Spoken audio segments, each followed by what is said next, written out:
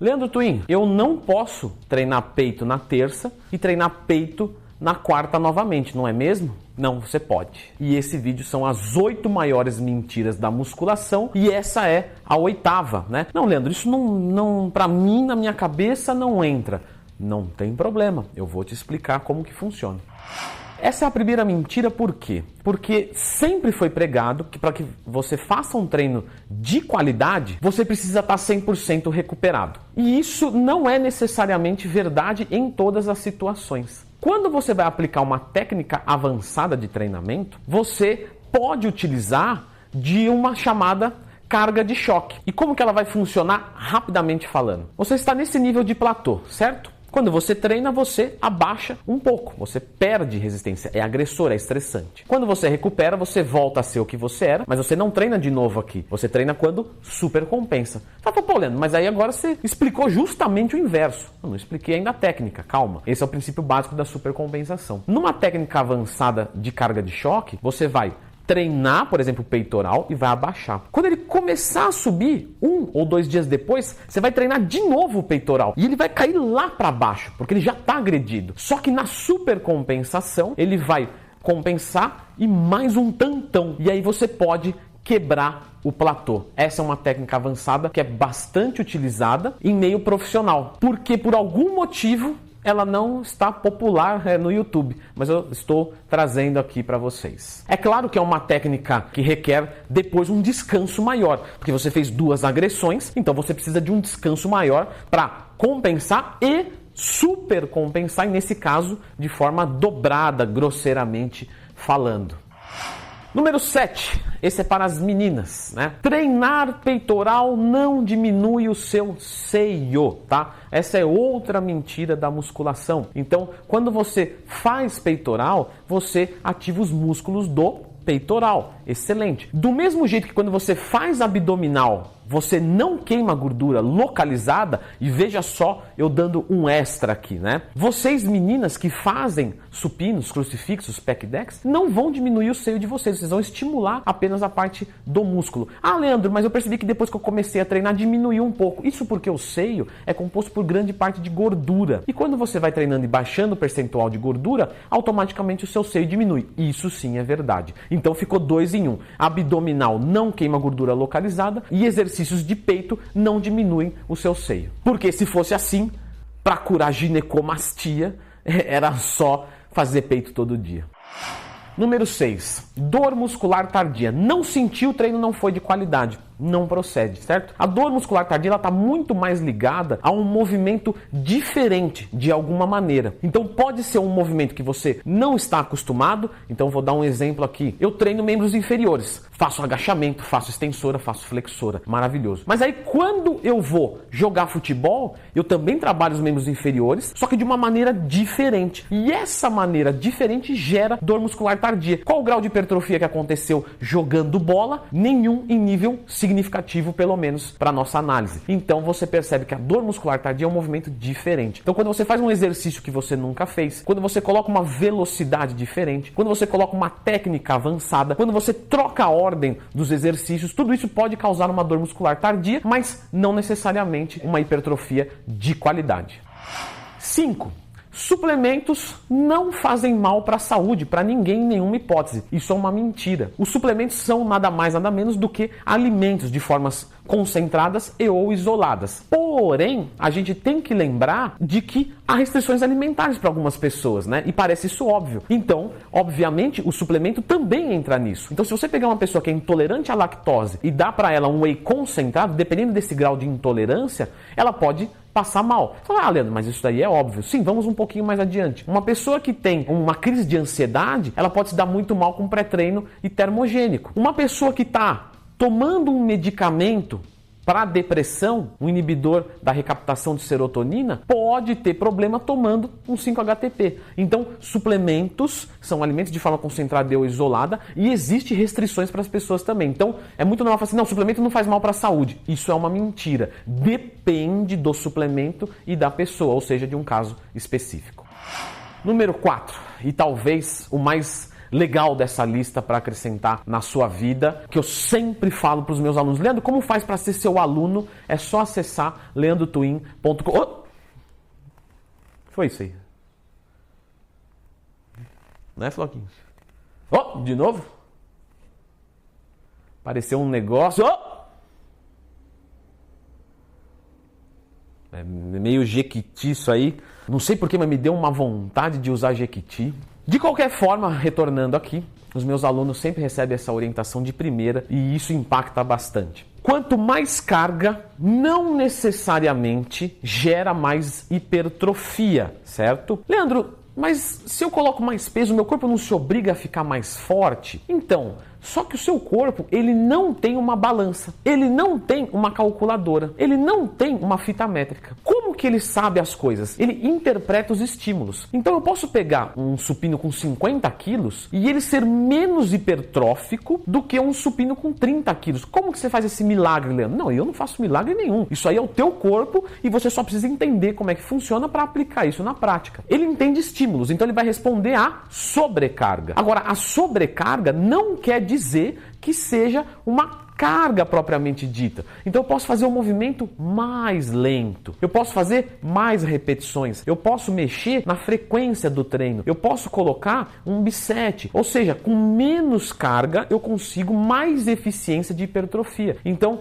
isso de, não, tem que progredir carga para hipertrofia, não, eu já fiz um vídeo sobre isso foi mal compreendido, não é carga, é carga de treino, e a carga de treino, a magnitude da carga vai envolver outros fatores, densidade, volume, intensidade, frequência, cadência, tempo de intervalo. Então eu posso deixar um treino mais pesado com menos peso, colocando uma técnica avançada de drop set com uma cadência devagar. Reforçando, já fiz um vídeo sobre isso e você pode depois procurar ele, que é progressão de carga para hipertrofia, Leandro Twin. Se você procurar isso no YouTube, você vai encontrar.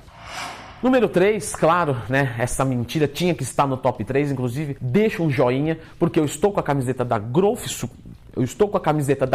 Suplementos e eu vou aqui te dizer o seguinte: uma das maiores mentiras contadas por aí é que o whey no pós-treino aumenta os seus resultados. Não, isso não procede. Depois de um treinamento, a gente passou por um processo catabólico e o processo catabólico é o quê?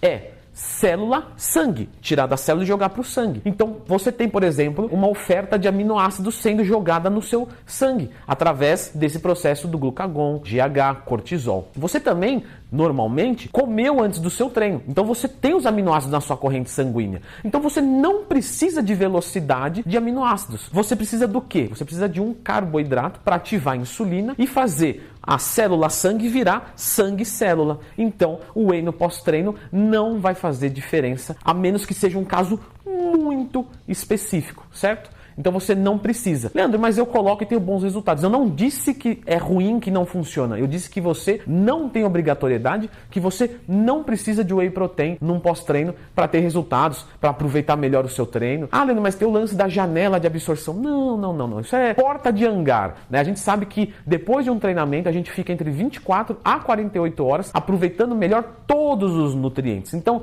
isso foi a indústria porca da suplementação que enfiou na cabeça, enfiou goela abaixo, mas não procede. Você tem vários exemplos como Ronnie Coleman, Jay Cutler, que comem depois do seu treino, não tomam suplementos. E isso porque são patrocinados, veja só. Número 2, já que estamos aqui citando a proteína, inclusive deixa o like, por favor, é só isso que pede. Leandro, é dinheiro, é não sei... Não, só o like, isso ajuda bastante, certo? Vamos lá, número 2. Mais proteína, mais resultados, né? Esse é muito simples de se entender. Proteína é pedra, não é pedreiro, certo? Não adianta botar um monte de pedra para um pedreiro, ele não vai fazer nada com aquilo, né? Vou contratar um caminhão, né? Um caminhão... Oh! De novo aquele negócio ali da... Vou contratar um caminhão de cimento, pedra e areia. E vou contratar um pedreiro sem os dois braços para construir. O que você acha que vai acontecer? A casa vai ser levantada em um mês? Não. Leandro, vou contratar 10 pedreiros e vou colocar meio caminhão de areia, de cimento e pedra. Qual que vai ter mais velocidade? Com certeza esse, porque os 10 pedreiros vão trabalhar e vão subir. Então, o que isso traz pra gente, né? Onde você quer chegar? Porque eu tava na proteína e agora eu tô na construção civil e eu não entendi nenhuma.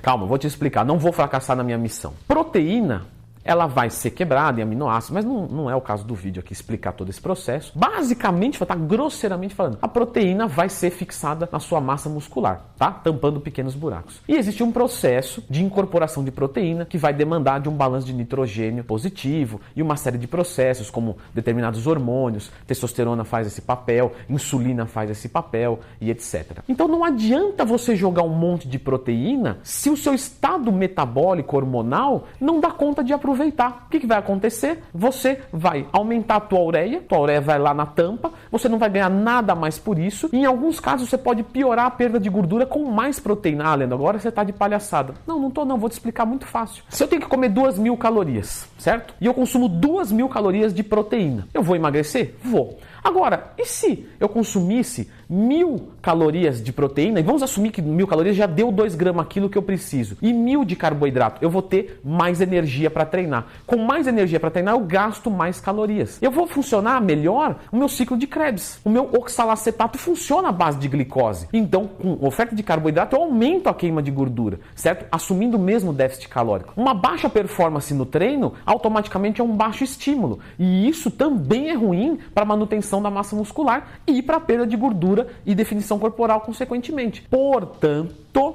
mais proteína não significa mais massa muscular e normalmente vai implicar num resultado pior do que o que poderia ser. E claro, a primeira mentira, a mentira das mentiras, a mentira que foi pregada, vai lá se saber por quê.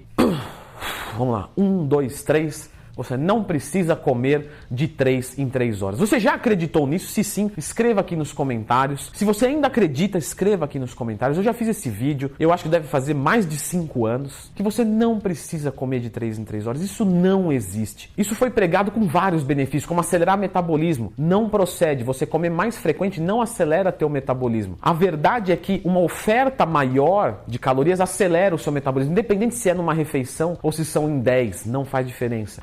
Porque eu mantenho a proteína em fluxo constante.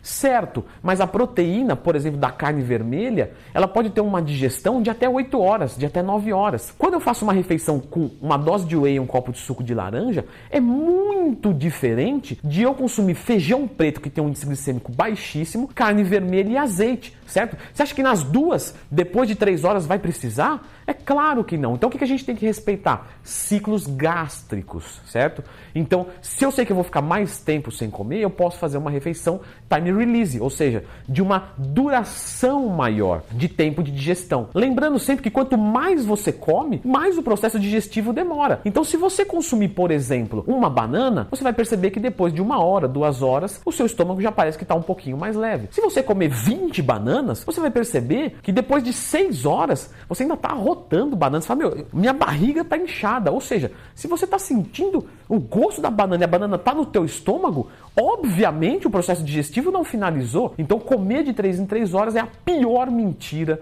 desse mundo maromba, mas eu já fiz vídeo sobre isso, depois se você quiser pesquisar. Muito bem, legal? Lembrando sempre, gostei, se inscrever no canal, compartilhe esse vídeo, mande esse link para uma pessoa que acredita em um desses mitos, né? Ajude a vida dela e ajude o crescimento do canal, porque é só o que eu peço, não é dinheiro. Você vê que eu não fico enchendo o saco para ser...